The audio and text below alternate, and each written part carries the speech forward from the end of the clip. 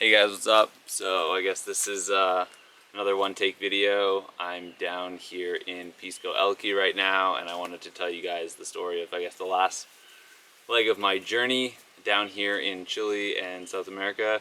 So last time I checked in with you guys, I was in Mendoza, and I was telling you guys about my time in Bariloche.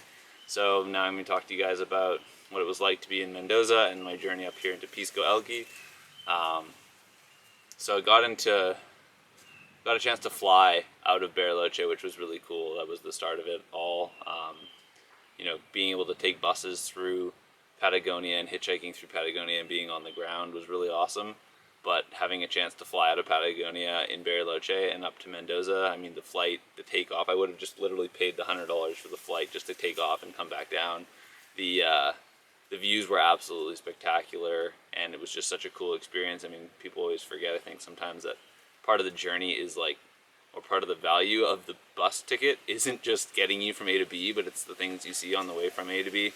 Definitely felt that way with this flight. I got a chance to be on a window seat, and I just, being able to see all of Patagonia, the entire north part of Patagonia, the lake country, snow-capped mountains, and seeing that all the way through into Mendoza, and just really following that mountain ridge or that mountain line right into Mendoza was really cool.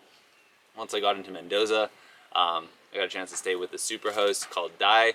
She was amazing. She spoke English and Spanish. She was like a Spanish teacher, English teacher, and she was also a tour guide in Mendoza. So she pretty much was like a little mini private hostel at my disposal, which was amazing.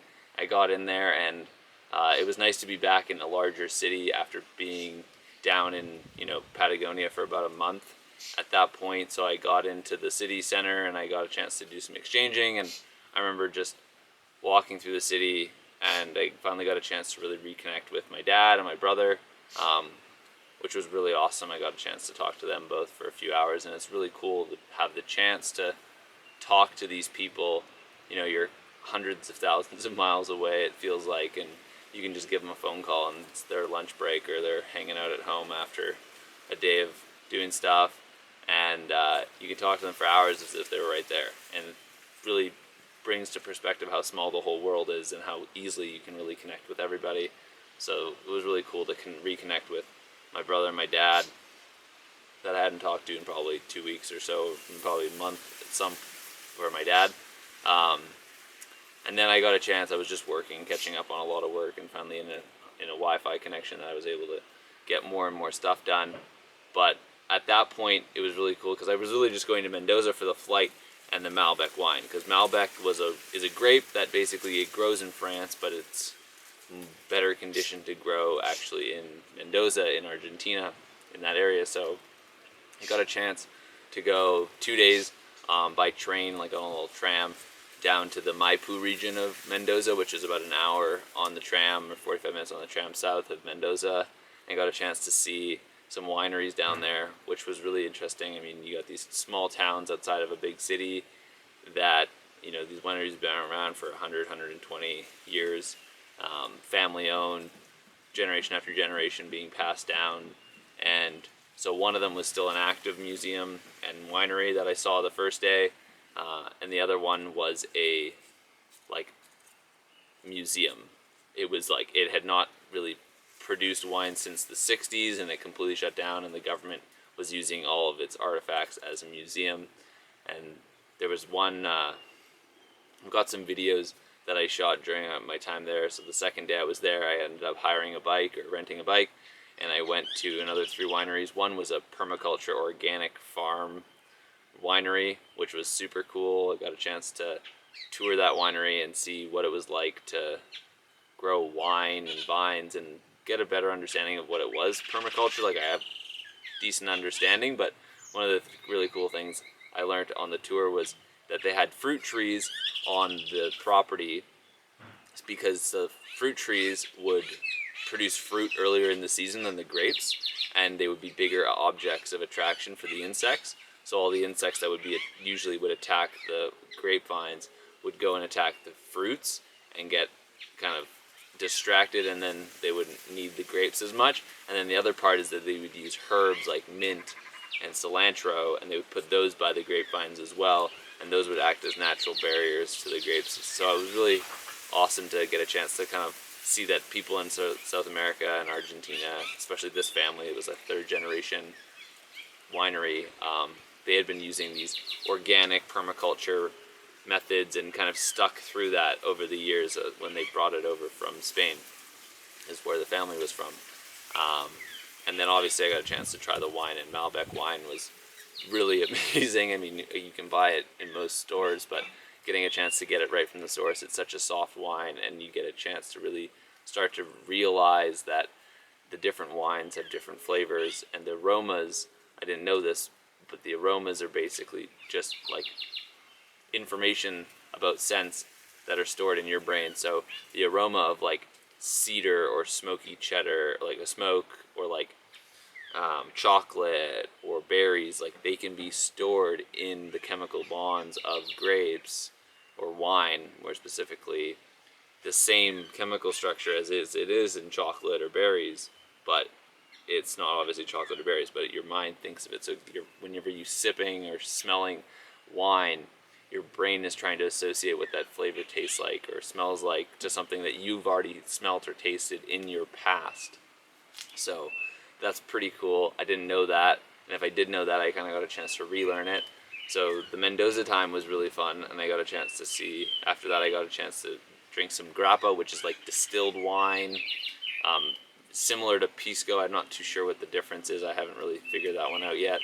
And so I went to a kind of like a hipster winery that had a lot more like grappa wine mixtures and a lot stronger liquor.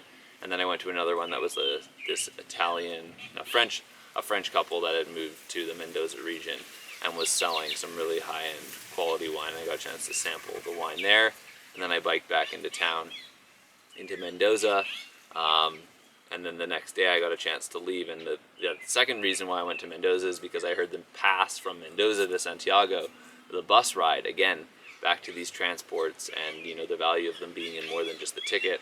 I got a chance to go through the Andes on the north side through that pass, and the views were just as breathtaking as Patagonia. I remember I was on the bus, I was pretty tired, and I woke up after about an hour nap, and I just kind of like stumbled up and was like, holy shit, I gotta take photos of this stuff so I can make sure that people don't believe me when I say that these passes are pretty crazy. I just like stumbled awake and was like, felt like I just got dropped into heaven. It was like back into Patagonia style, mountains, blue skies, a little bit of cloud, vast valleys, and I mean, you just don't really get sick of it until you leave, and then you're like, wow, you kind of miss it a lot, being in that grand scenery. So then I got a chance to pass through that pass, and it was slow on the up climb, and then you get across the border, and then it was like this 32 switchback, super steep road, literally just like boom, boom, boom, like straight vertical down the road. It was really fun to, you know, you're like seeing the same thing going back and forth, but it was really crazy to see this road literally like drop right down the face of a valley, and see how quickly they had developed this road that just, yeah, it was like you probably lost like 1,000 meters of elevation gain in like a kilometer or less. It was pretty cool to go down and then look back and see it and stuff. So that was the pass, and then I got into Santiago, and I was there for a few days again, and I got a chance to basically just hang out in the Bella Vista area, which is like the artsy, a lot of street art, a lot of hostels, a lot of bars and clubs. Again, happy to be in a city with, at this point, like even better Wi-Fi than Mendoza, and was just really chilling in this really nice hostel after being kind of bounced around in Patagonia. I still wanted some time to chill.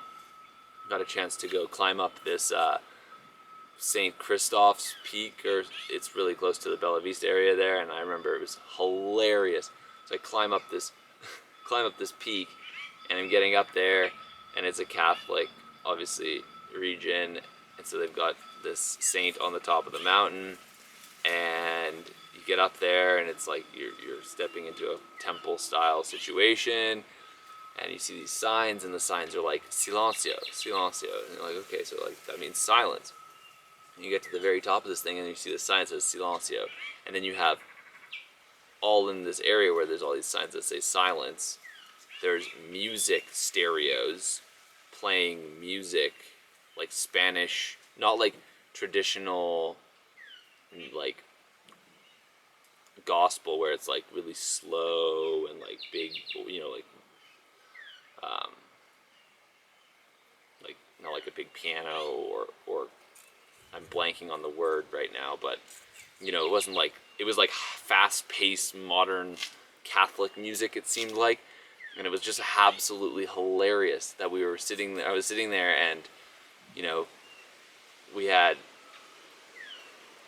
just silent signs, and then they had music playing, and you're sitting there going, okay, what's going on? This is kind of a joke to, like, I don't understand if this is a joke to the religion, or like I had a really hard time taking it seriously, because then you also had people up there who were clearly like, seemed like they were in families, and it was like a holiday day, it was Sunday, and they were there being Catholic, but they were talking and chatting really loudly, and they had silent signs everywhere, and there was a lot of cognitive dissonance going on in my brain when I was up at this peak, because I didn't really understand, like, why did they have silent signs and stereos playing, and then why were the people who seemed like they were very Catholic not respecting the space of this saint? And meanwhile, I was just sitting there in silence, just respecting the space. And so I got really, really torn on that one, and I came back down the hill and had a chance to go for a couple walks around the area, and there was some really cool art galleries, really small art galleries that I got a chance to see and just kind of pop into, like these art shops, and obviously the street art there. It was like Valparaiso. It was just absolutely incredible street art.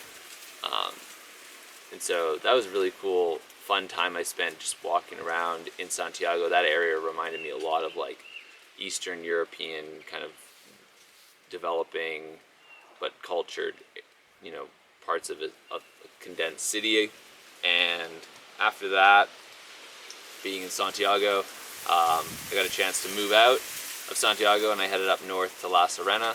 So La Serena is like this beach town, about 6 hours north of Santiago, and I was heading there because I was heading north to go up to where I am now into Pisco Elqui. So I spent a couple days in La Serena on the beaches, hanging out at this hostel, chatting with some people, and getting a chance to see where everyone was heading from and to, and I was kind of wrapping up my trip. So it was another really cool place. Everyone said the Wi-Fi there was going to be kind of questionable. Turns out the Wi-Fi was totally fine and amazing, and they served really good breakfast there, and I had some really good ice cream in that area as well. And just being up in the heat after being down in the Patagonia, kind of cold, springy weather for a while, it was really nice to be up in the heat. And then I was heading up into the Elqui Valley, which is where I am now, basically to stargaze. The stargazing up here and to drink Pisco is amazing. So I went into this town called Vicuña, and I got a chance to watch some stars. Casually, I would say, watch some stars. It was pretty ridiculous.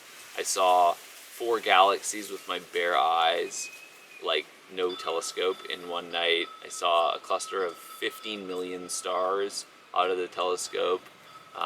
The stars across the sky were just like absolutely ridiculous. In general, you could obviously assume, and photos probably won't do it credit. And then what else we got to see? Like a nebula. We got to see nebulas that's where stars are formed. So we got to see a nebula where there was no stars being formed, or like visible stars. Then I got to see another nebula where stars had been formed. We saw a comet, Mars, and I got a chance to see some really cool constellations that I'd always heard about and I was really fond of, and never saw them in real life. So I got a chance to really just be awestruck by the stargazing experience in Vicuña. And then the next day I met up with this Italian guy, and we went on this tour, on a bike ride tour. Turns out we went an extra 14 kilometers. We went 7 kilometers too far down the road. So we went on about a 40 kilometer bike ride through the desert in this valley. And there was a couple wineries that had been artificially propped up along the way there. So we got a chance to go to a Pisco winery or distillery venue in this valley.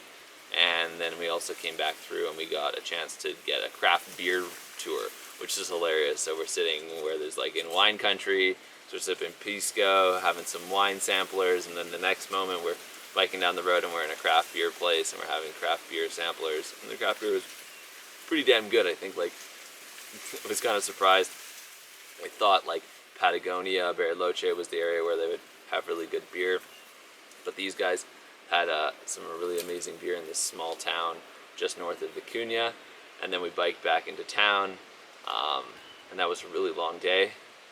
And then from there I came up here into Pisco Elqui, which is like farther up the valley and way less light pollution than in Vicuña or La Serena, and got a chance to just go and sightsee and see the stars. So I basically every night I've been up at around 12:30, 1 o'clock, and I've just gone for a walk up the road here and taken a look at the stars. And I mean, after going on the stargazing tour, I had an idea of what I was looking at, but you don't really need to know what you're looking at. You can just look as a human being up at the stars and realize that they're absolutely fucking spectacular. Like, and it really just is an awe-inspiring experience every time you look up at the stars and you see the past. Like, you're looking into the past, right, when you look at the stars, but you're also seeing the vastness of what exists out there, and it's not something that's easy to fathom. So I've got more photos of that, and so every night I've been doing that. I've been hanging out in this chill space here, working, doing some yoga, doing some meditation. And it's a very, very quiet valley, very quiet hostel I'm in. I've been here for about 5 days. And on the weekend, I got a chance to go on this absolutely crazy hike up the valley, and there's some videos of it.